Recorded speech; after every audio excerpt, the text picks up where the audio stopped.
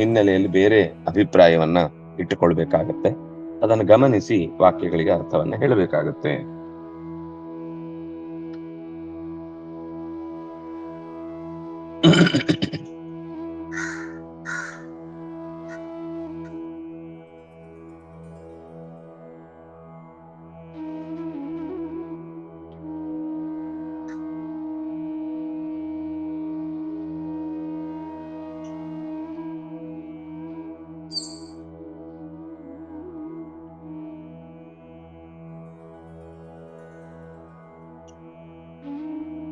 ಶ್ಯಾಮತ್ವಾದ್ಯ ವಿಧಾನಾಚ್ಚ ಯುಕ್ತಂಚ ಪುರುಷಂ ಅತಿಕಲ್ಪಿತ ಯುಕ್ತ್ಯಾದೇಹ ಆಭಾಸತ್ವಂ ಅಜ್ಞಾನ ಸಂಭವಾತ್ ನತು ಸ್ವತಃಪ್ರಮಾಣಸ್ಯ ವೇದಸ್ಯ ಆಭಾಸತ್ವಂ ಅದರ್ಶನಂಚ ಸಂಭವತ್ತೇವ ಪುಂಸಾಂ ಬಹೂನಾಂ ಅಪ್ಯಜ್ಞಾನಾತ್.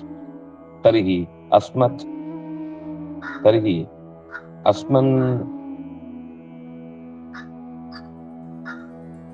ಅಸ್ಮದನಧೀತ ಶ್ರುತ್ಯಾದೋ ವಿಪರ್ಯೇಪಿ ಸ್ಯಾತ್ ಇತಿ ನ ವಾಚ್ಯಂ.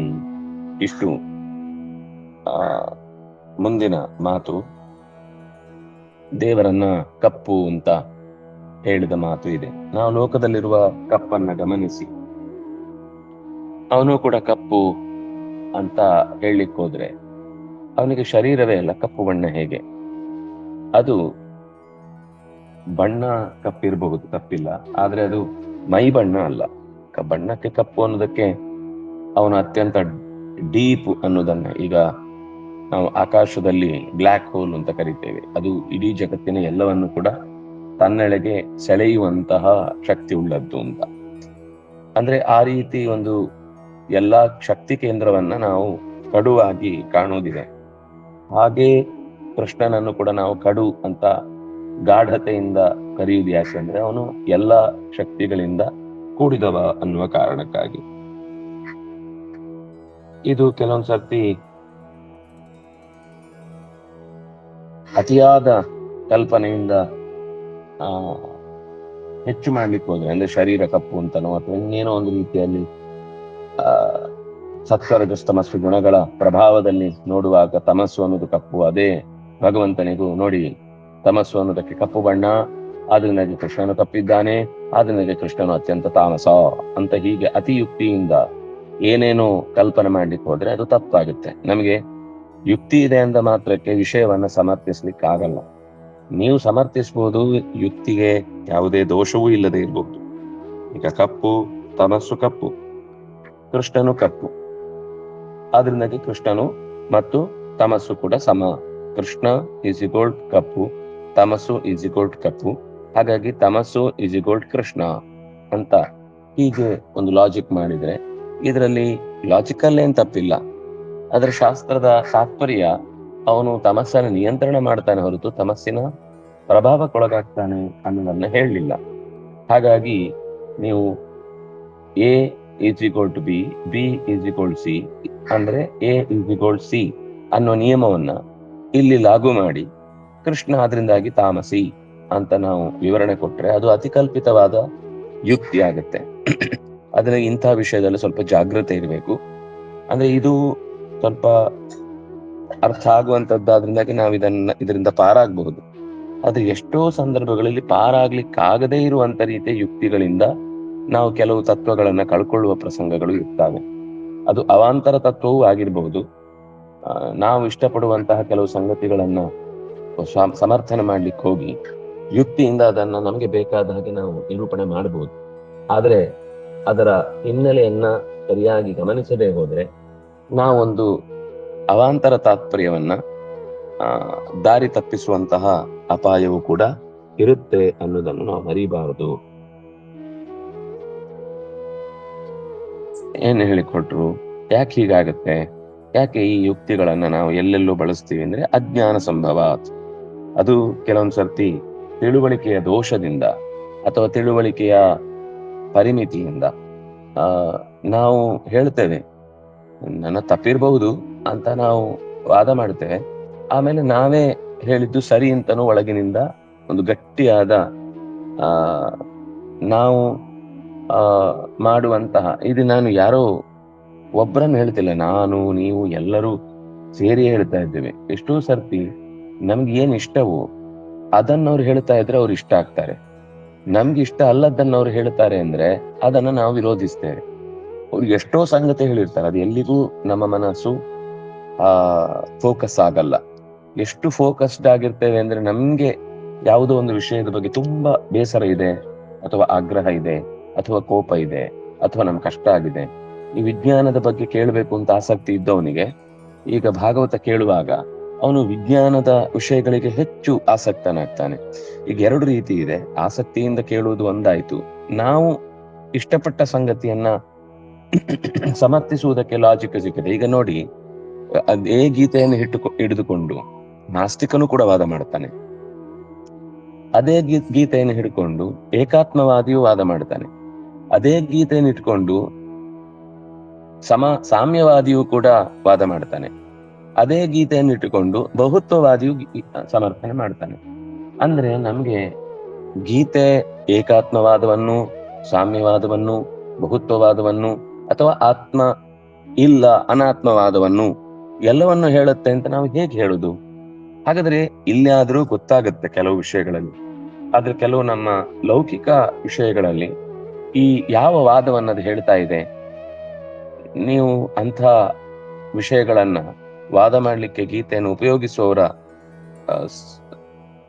ಧಾಟಿಯನ್ನ ಗಮನಿಸಿದ್ರೆ ಎಷ್ಟು ಆಶ್ಚರ್ಯ ಆಗುತ್ತೆ ಅಂದ್ರೆ, ಹೌದಲ್ವಾ, ಇದೇ ತರ ವಾದ ಮಾಡ್ಲಿಕ್ಕೆ ಅವಕಾಶ ಇದೆಯಲ್ವಾ ಅಂತ ಒಂದು ಕ್ಷಣ ಅನ್ಸುತ್ತೆ. ನಮ್ಗೆ ಯಾವುದೋ ಒಂದು ಕೀ ಪಾಯಿಂಟ್ ಗೊತ್ತಿದ್ರೆ ನಾವು ಆ ವಾದಕ್ಕೆ ಬಲಿಯಾಗುದಿಲ್ಲ, ಇಲ್ಲ ನಾವು ತಕ್ಷಣ ಬಲಿಯಾಗ್ಬಿಡ್ತೇವೆ. ಯಾರೋ ಎಷ್ಟು ಕೆಟ್ಟದಾಗಿ ವಾದ ಮಾಡ್ತಿದ್ದ ಅಂದ್ರೆ ಇದು ತಲೆ ಕೆಡಿಸೋದು, ಅವ್ರಿಗೆ ಉತ್ತರ ಬೇಕಿಲ್ಲ. ಅವನೇನ್ ಹೇಳ್ತಿದ್ದ ಅಂದ್ರೆ, ನಿಮ್ಮ ಮನೆಯಲ್ಲಿ ಒಬ್ಬ ಹೆಣ್ಮರುಳ ರೇಪಿಸ್ಟ್ ಇದ್ರೆ, ಅಥವಾ ನಿಮ್ಮ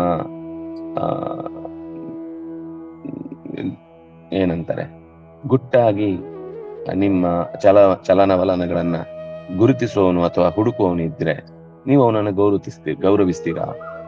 ನಿಮ್ಮ ಏಕಾಂತದ ಕ್ಷಣಗಳನ್ನ, ಈಗ ಈ ವಿಡಿಯೋ ಮಾಡ್ತಾರಲ್ಲ ಹುಚ್ಚು, ಅಂಥವ್ರಿದ್ರೆ ನೀವು ಅವರನ್ನ ಗೌರವಿಸ್ತೀರಾ? ಆಮೇಲೆ ಅವನ ಬರ್ತ್ಡೇ ಆಚರಿಸ್ತೀರಾ ಅಂತೆಲ್ಲ ಕೇಳ್ತಾನೆ ಜನರನ್ನ. ಪಾಪ ಜನ ಬಹಳ ಗಂಭೀರವಾಗಿ ಕೇಳ್ತಿರ್ತಾರೆ, ಇಲ್ಲ ಇಲ್ಲ ಇಲ್ಲ.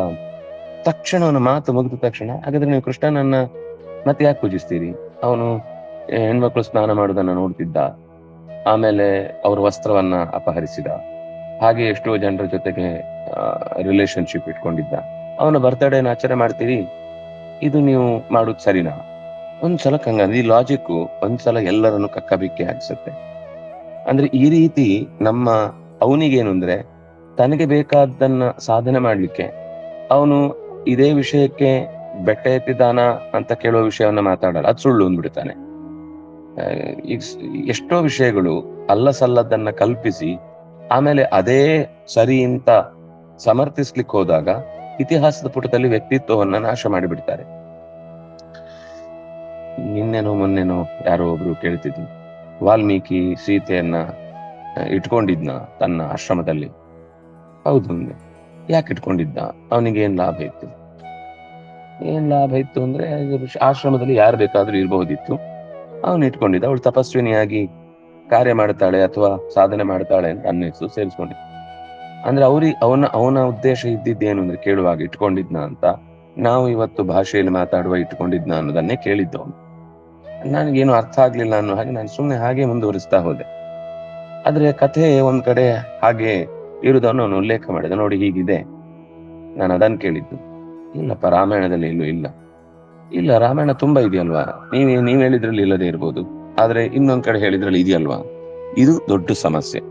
ಯಾವಾಗ ಒಂದು ಕಾವ್ಯವನ್ನ ಅಥವಾ ಒಂದು ಕಥೆಯನ್ನ ಹಲವು ಮುಖಗಳಲ್ಲಿ ತೆರ್ಕೊಂಡು ಬಿಡಿಸ್ತಾ ಹೋದ ಹಾಗೆ, ಅವ್ರವ್ರಿಗೆ ಇಷ್ಟ ಬಂದ ಹಾಗೆ ಕಲ್ಪಿಸಿದ ಹಾಗೆ, ಮುಂದೆ ಅದರ ಸತ್ಯಾಸತ್ಯತೆಯನ್ನ ನಾವು ಆದರ್ಶ ಅಂತ ಯಾವುದೋ ಒಂದು ವಿಷಯಕ್ಕೆ ರಾಮನನ್ನ ನಾವು ಉಲ್ಲೇಖ ಮಾಡುವಾಗ, ಅವನು ಬಹುದಾರ ಸಮುದ್ಭೂತ ಅಂದ್ರೆ ಎಂದು ದಾರಾಸ್ತಸ್ಯ ಗೃಹೇ ಏನೋ ಒಂದು ವಾಕ್ಯ ಬರುತ್ತೆ. ಅವನ ಮನೆಯಲ್ಲಿ ಹೆಂಡತಿಯರು ಇದ್ದರು ಅನ್ನುವ ರೀತಿ ಬಹುವಚನದ ಶಬ್ದ ಬರುತ್ತೆ. ನಮ್ಗೆ ಮೇಲ್ನೋಟಕ್ಕೆ ನಾವೊಂದ್ಸತಿ ಗಾಬರಿ ಆಗ್ಬೇಕು, ಅದು ಯಾಕಂದ್ರೆ ಅನುವಾದ ಹಾಗೆ ಮಾಡಿದರು. ದಾರಾಹ ಅನ್ನುವ ಬಹುವಚನದ ಶಬ್ದ ಇದ್ದ ತಕ್ಷಣ ಅದು ರಾಮಾಯಣದಲ್ಲೇ ಇದೆ, ಈ ಮಾತು ಅಲ್ಲೇ ಇದೆ. ಆಗ ಒಮ್ಮೆ ಗಾಬರಿ ಆಗುತ್ತೆ, ಏನ್ ಮಾಡುದು? ನೋಡಿ, ಸಂಸ್ಕೃತದಲ್ಲಿ ಕೆಲವು ವಿಶೇಷತೆಗಳಿಂದ ಕೂಡಿದ ಶಬ್ದಗಳಿದ್ದಾವೆ. ನಮ್ಗೆ ಇದು ಗೊತ್ತಿಲ್ಲದೆ ಹೋದಾಗ, ಸಂಸ್ಕೃತ ಗೊತ್ತಿಲ್ಲದೆ ಹೋದಾಗ, ಅಥವಾ ಸಂಸ್ಕೃತದ ಕೆಲವು ಸ್ವಾರಸ್ಯಗಳು ತಿಳಿಯದೆ ಹೋದಾಗ ನಾವು ಅದರಿಂದ ತುಂಬಾ ಅಪ್ಸೆಟ್ ಆಗುವ ಸಂದರ್ಭಗಳು ಬರ್ತವೆ. ಏನು ಅಂದ್ರೆ ಈಗ ದಾರಾಹ ಅನ್ನುವ ಶಬ್ದ ಬಹುವಚನದ ಶಬ್ದ ಹೌದು, ಆದ್ರೆ ಅದು ಒಂದೇ ಹೆಂಡತಿ ಇದ್ರೂ ಕೂಡ ದಾರಾಹ ಅನ್ನುವ ಬಹುವಚನದ ಶಬ್ದವನ್ನ ಬಳಸುವುದು ಸಂಸ್ಕೃತದಲ್ಲಿ ಕಾಮನ್. ಯಾಕೆ ಅಂತಂದ್ರೆ ಅದು ಶಬ್ದ ಇರುವುದೇ ನಿತ್ಯ ಬಹುವಚನ ಅಂತವಾದ ಶಬ್ದ. ಅದು ಯಾವತ್ತೋ ಒಂದು ಆ ಏನು ದಾರಹ ದಾರು ದಾರಾಹ ಅಂತ ಬಹುವಚನದ ಶಬ್ದ ಆದದ್ದಲ್ಲ. ಅದು ಕಳತ್ರಂ ಅಂದ್ರೆ ನಪುಂಸಕಲಿಂಗ ಶಬ್ದ ಅನ್ನೋದು ಹೇಗೆ ಅದು ಹೆಣ್ಣಿಗೆ ಸಂಬಂಧಪಟ್ಟ ಗುಣವನ್ನ ಹೇಳುವುದಿಲ್ವೋ, ಅದು ಕೇವಲ ಶಬ್ದ ಅಷ್ಟೇ. ಕಳತ್ರಂ ನಪುಂಸಕಲಿಂಗದಲ್ಲಿದೆ. ಅಂದ್ರೆ ಅವಳು ಹೆಣ್ಣಾಗಿ ನೀವು ನಪುಂಸಕಲಿಂಗದಲ್ಲಿ ಹೇಗೆ ಹೇಳ್ತೀರಿ ಅಂದ್ರೆ ಲಿಂಗಕ್ಕೂ ವಸ್ತುವಿನ ಧರ್ಮಕ್ಕೂ ಸಂಬಂಧ ಇಲ್ಲ.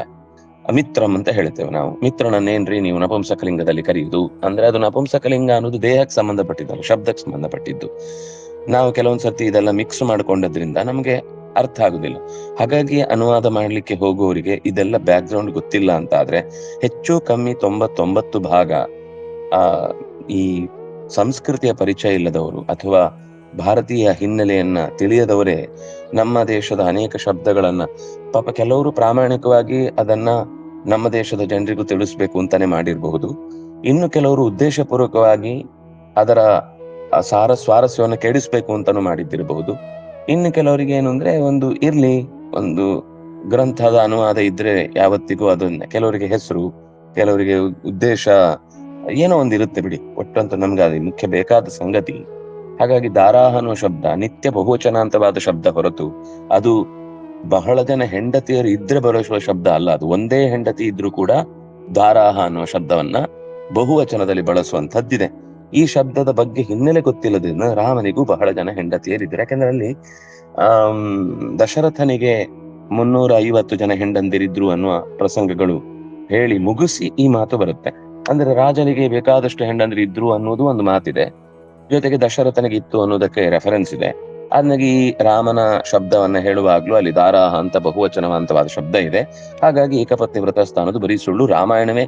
ಹೀಗೆ ಎಷ್ಟು ಜನ ರಾಮಾಯಣದ್ದೇ ವಾಕ್ಯಗಳನ್ನು ಕೊಟ್ಟು ಮಹಾಭಾರತದ ಮಾತುಗಳನ್ನೇ ಹೇಳಿ ಶಾಸ್ತ್ರದ ದಾರಿಯನ್ನ ಕೆಡಿಸುವಂತಹ ಅನೇಕ ಪ್ರಯತ್ನಗಳು ಅತಿ ಕಲ್ಪಿತ ಯುಕ್ತ್ಯಾದೇಹೆ ಆಭಾಸತ್ವಂ. ಅತಿಯಾದ ಯುಕ್ತಿಗಳಿಂದ ಹಿಂದೆ ಮುಂದೆ ತಿಳಿಯದೆ ಅದಕ್ಕೆ ಕಾರಣ ಅಜ್ಞಾನ. ಆ ಶಬ್ದ ಒಂದು ಬಹುವಚನ ಅಂತವಾದ ಶಬ್ದ ಇದೆ, ಅದು ನಿತ್ಯ ಬಹುವಚನ ಅಂತ. ಅದು ಬಹುವಚನ ಶಬ್ದ ಇದ್ದ ತಕ್ಷಣ ಬಹುವಚನ ಆಗಿರುವುದಿಲ್ಲ. ಅದು ಒಂದೇ ವ್ಯಕ್ತಿ ಇದ್ರೂ ಕೂಡ ಬಹುವಚನವನ್ನೇ ಹೇಳುತ್ತೆ ಅನ್ನುವ ಈ ಎಚ್ಚರ ಇಲ್ಲದೆ ಹೋದಾಗ ಇಂಥದ್ದು ಅನೇಕ ಇದೆ ಭಾಷೆಯಲ್ಲಿ. ನತು ಸರಿ, ಈಗ ಶಾಸ್ತ್ರದಲ್ಲಿ ಅಜ್ಞಾನದ ಪ್ರವೇಶ ಇರುವುದರಿಂದ ಶಾಸ್ತ್ರವನ್ನು ಅರ್ಥೈಸಿಕೊಳ್ಳಿಕ್ಕೆ ಬೇಕಿರುವ ಶಕ್ತಿ ನಮ್ಮಲ್ಲಿ ಇಲ್ಲದೆ ಹೋದ್ರಿಂದ ತಪ್ಪಾಗಿ ಅರ್ಥ ಆಯ್ತು. ವೇದದಲ್ಲೂ ಹೀಗೆ ಕಾಣುತ್ತಲ್ವಾ, ಅದು ಆಭಾಸ ಅಂತ ಹೇಳ್ತೀರಾ ಅಂತ ಕೇಳಿದ್ರೆ, ಅಂದ್ರೆ ನೇರವಾಗಿ ಅರ್ಥವನ್ನ ಮಾಡಿಕೊಳ್ಳುವುದರಲ್ಲೇ ವೇದದಲ್ಲೇ ತಪ್ಪಾದ ಅಭಿಪ್ರಾಯಗಳು ಬರ್ತಾವಲ್ಲ ಅಂದ್ರೆ ಇಲ್ಲ, ಅದು ಸ್ವತಃ ಪ್ರಮಾಣ. ನಿಮ್ಗೆ ಜ್ಞಾನದ ಕೊರತೆಯಿಂದಾಗಿ ಅದು ತಪ್ಪಾಗಿ ಅರ್ಥ ಆಗಬಹುದು ಹೊರತು ವೇದಕ್ಕೆ ಆಭಾಸತ್ವ ಇಲ್ಲ. ತಪ್ಪಾದ ಅರ್ಥವನ್ನ ಹೇಳಲಿಕ್ಕೆ ಅದು ಪ್ರಯತ್ನಿಸುತ್ತೆ ಅಥವಾ ಅದಕ್ಕೆ ಅಭಿಪ್ರಾಯ ತಪ್ಪಾಗಿಯೇ ಗೊತ್ತಾಗಿ ಬಿಟ್ಟಿದೆ ಅಂತ ವೇದವನ್ನ ನೀವು ಯಾವತ್ತೂ ಕೂಡ ನಿರಾಕರಣೆ ಮಾಡ್ಲಿಕ್ಕೆ ಬರುದಿಲ್ಲ. ಯಾಕಂದ್ರೆ ಅದು ಸ್ವತಃ ಪ್ರಮಾಣ. ಸ್ವತಃ ಪ್ರಮಾಣ ಅಂತಂದ್ರೆ ಎಂದೂ ಕೂಡ ಯಾವತ್ತೂ ಕೂಡ ಅದರಲ್ಲಿ ತಪ್ಪಾದ ತಿಳುವಳಿಕೆ ಬರುವುದು ಸಾಧ್ಯ ಇಲ್ಲ. ಇದು ವೇದವ್ಯಾಸರ ಮಾತು, ಜೊತೆಗೆ ಮಧ್ವಾಚಾರ್ಯರ ಮಾತು. ಅದರಿಂದಾಗಿ ಅದರ್ಶನಂಚ ಸಂಭವತ್ಯೇವ ಪುಂಸಾಂ ಬಹೂನಾಮಪ್ಯಜ್ಞಾನಾತ್. ಅಲ್ಲ, ಇಷ್ಟು ಜನ ಓದುವಾಗ್ಲೂ ತಿಳಿಯದೆ ಹೋಗುದು ಹೇಗೆ, ತಪ್ಪರ್ಥ ಅಂದ್ರೆ ಸರಿಯಾದ ಅರ್ಥ ತಿಳಿಯದೆ ಹೋಗುದು ಹೇಗೆ, ತಪ್ಪರ್ಥ ಆಗುದು ಹೇಗೆ ಅಂದ್ರೆ ಬಹೂನಾಮಪ್ಯಜ್ಞಾನಾತ್. ಬಹಳ ಜನರಿಗೆ ಅಜ್ಞಾನವೇ ಇರುವುದು. ನಾವು ಅನ್ಕೊಂಡದ್ದು 10 ಜನ ನೋಡಿದಾಗ್ಲೂ ಗೊತ್ತಾಗ್ಲಿಲ್ಲ ಅಂದ್ರೆ 10 ಜನಕ್ಕೆ ಅಜ್ಞಾನವೇ ಇರ್ಬೋದು. ವೇದದಲ್ಲಿ ತಪ್ಪಿದೆ ಅಂತ ಅರ್ಥ ಅಲ್ಲ, ಅಥವಾ ವೇದಕ್ಕೆ ಆ ಅಭಿಪ್ರಾಯವನ್ನು ಹೇಳಲಿಕ್ಕೆ ಬರ್ಲಿಲ್ಲ ಅಂತ ಅರ್ಥ ಅಲ್ಲ. ಹಾಗಾದ್ರೆ ಹೀಗಿರ್ಬೋದು. ಈಗ ಇಲ್ಲಿ ಅದಕ್ಕೇನೋ ಒಂದು ಸಮರ್ಥನೆ ಮಾಡ್ತೀರಿ ಅಂತ ಇಟ್ಕೊಳ್ಳಿ, ಅಥವಾ ಇಲ್ಲೆಲ್ಲೂ ಕಾಣಿಸ್ಲಿಲ್ಲ ಅಂತಹದ್ದೊಂದು ದೋಷಯುಕ್ತವಾದ ಮಾತು.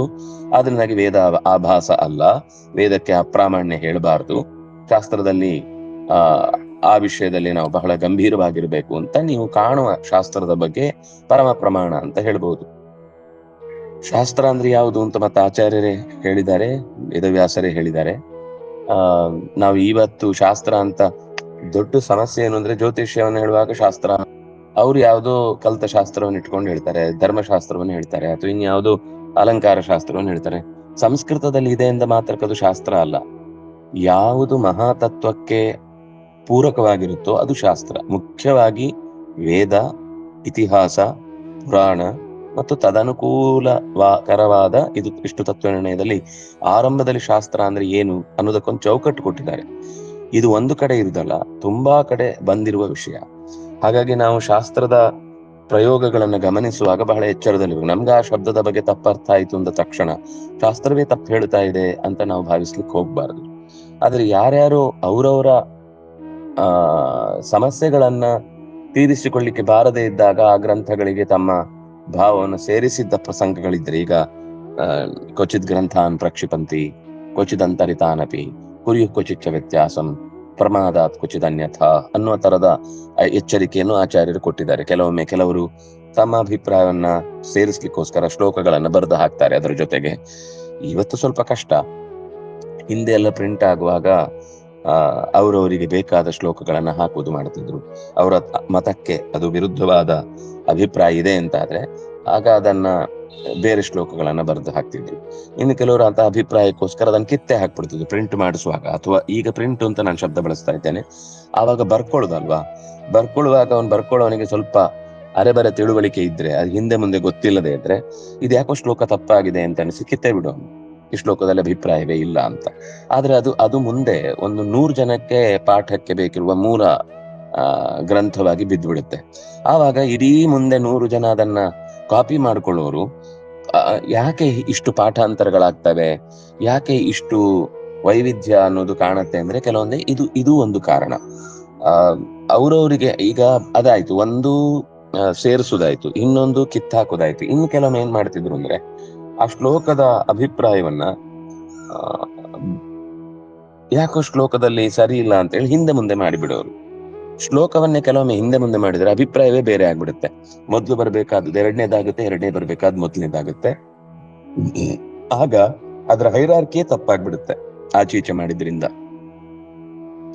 ಈಗ ವಿತ್ತಂ ಬಂಧುರು ವಯಃಕರ್ಮ ವಿದ್ಯಾ ಚೈವತು ಪಂಚಮಿ ಅನ್ನುವ ಶ್ಲೋಕವನ್ನ ಬಂಧುರು ವಿತ್ತಂ ವಯಃಕರ್ಮ ಬಂಧುರು ವಿದ್ಯಾ ವಯಃಕರ್ಮ ವಿತ್ತಂ ಚೈವತು ಪಂಚಮಿ ಅಂತ ಏನಾದ್ರೂ ಅವನು ಆ ಪದಗಳನ್ನ ಆಚೀಚೆ ಮಾಡಿದ್ರೆ ನಾವು ಎಲ್ಲಿಗೆ ಗೌರವ ಕೊಡಬೇಕು ಆ ವಿಷಯದ ಇಡೀ ಸ್ಟ್ರಕ್ಚರೇ ಚೇಂಜ್ ಆಗೋಯ್ತು.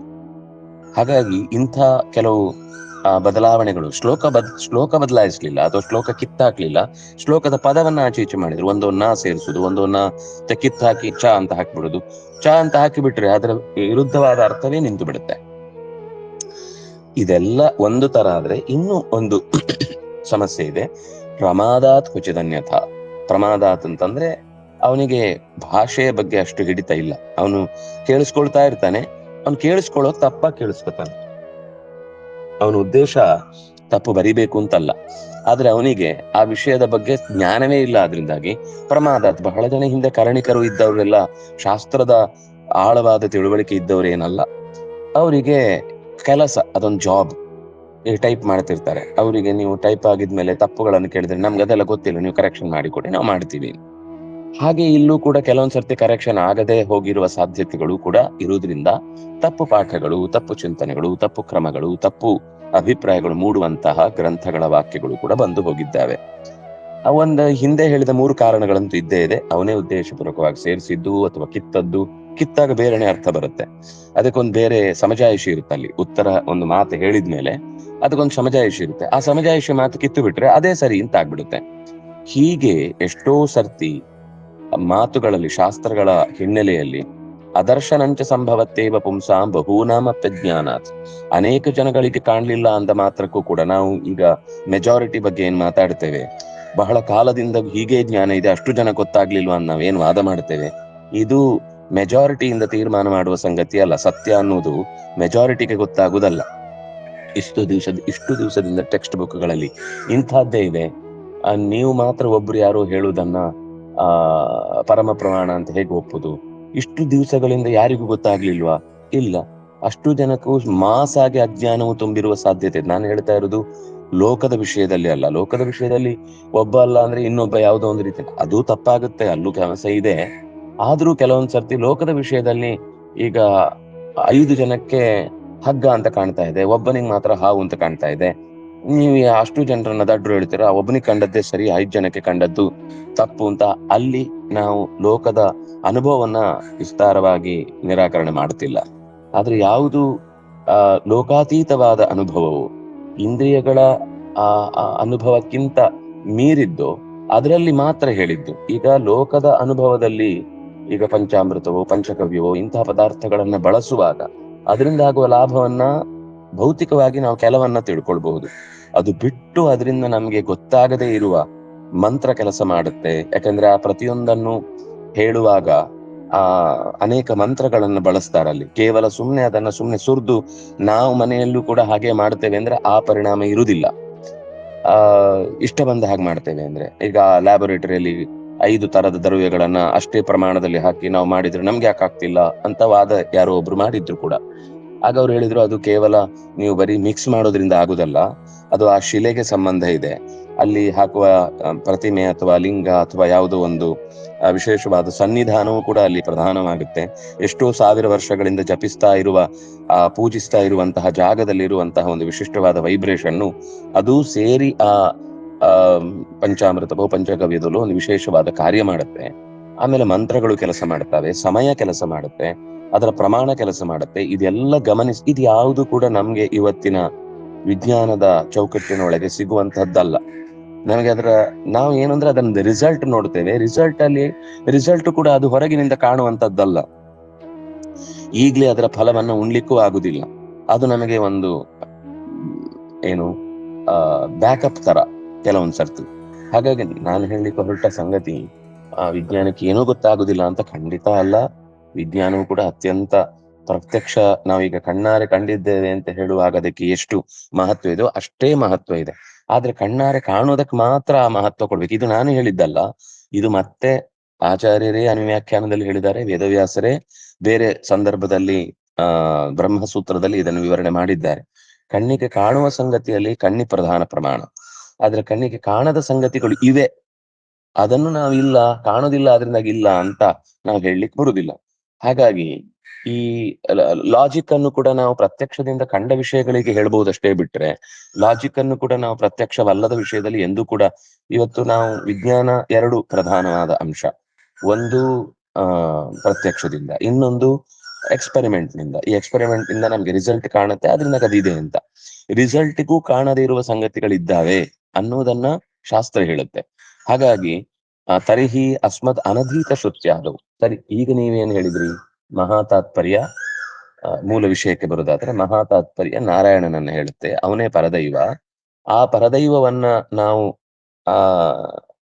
ತಿಳಿಲಿಕ್ಕೋಸ್ಕರ ವೇದದ ಶಾಸ್ತ್ರಗಳ ಮಾತುಗಳು ಹೊರಟಿದ್ದಾವೆ. ನೀವು ಈಗ ಏನ್ ಹೇಳಿದ್ರಿ? ಅನಂತಾವೈ ವೇದ ಅಂತ ಹೇಳಿದ್ರಿ. ಈಗ ನೀವೇ ಹೇಳಿದೆ ಎಷ್ಟೋ ಶ್ರುತಿಗಳು ಸಿಗ್ತಾ ಇಲ್ಲ.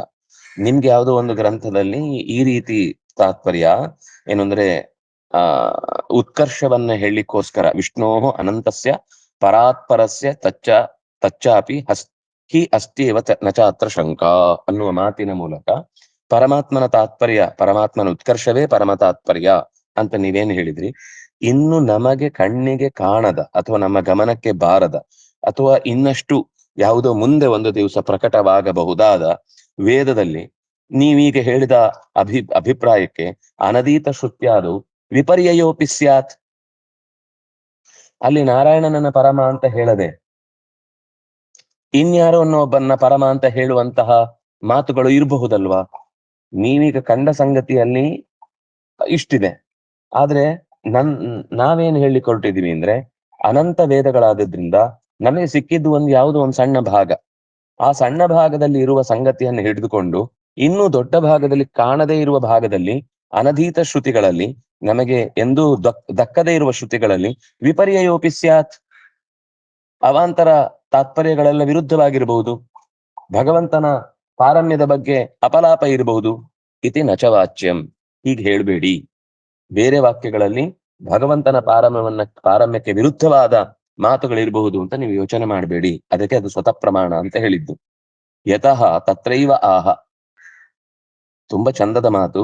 ನೈತದ್ವಿರುದ್ಧಾವಾಚ ನೈತದ್ವಿರುದ್ಧಾಯುಕ್ತಯ ಇತಿಹ ಪ್ರಜಾಪತಿರುವಾಚ.